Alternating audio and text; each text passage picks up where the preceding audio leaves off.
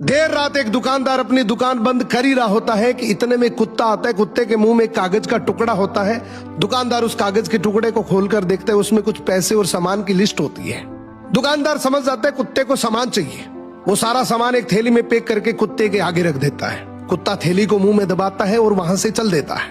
ये देखकर दुकानदार बड़ा अचंभित होता है कि इतना समझदार कुत्ता किसका हो सकता है। देखा जाए, दुकानदार भी कुत्ते के पीछे पीछे चल देता है। आगे जाकर देखता है तो दुकानदार और हैरान हो जाता है जब वो देखता है कि कुत्ता एक बस स्टैंड पर खड़ा है। बस आती है, कुत्ता बस में चढ़ जाता है। दुकानदार भी उसके पीछे पीछे चढ़ जाता है।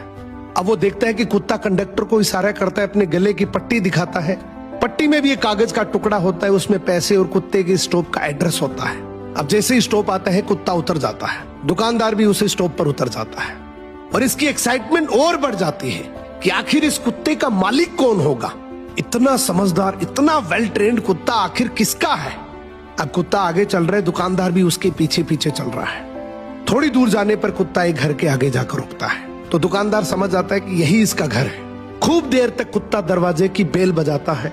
अंदर से दरवाजा खुलता है, उसका मालिक बाहर आता है और जैसे ही मालिक बाहर आता है वो कुत्ते को जोर से डंडे से पीटने लग जाता है। अब दुकानदार से रुका नहीं गया, बोला भाई साहब क्या कर रहे हो, इतना समझदार, इतना वेल ट्रेन्ड कुत्ता और आप इसको डंडे से मार रहे हो।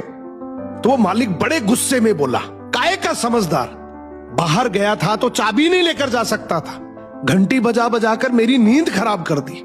इस कहानी का मोरल यह है कि दुनिया की अपेक्षाओं पे खरा उतरने की कोशिश कभी मत करना, क्योंकि दुनिया को आपकी अपेक्षाओं का कोई अंत नहीं है।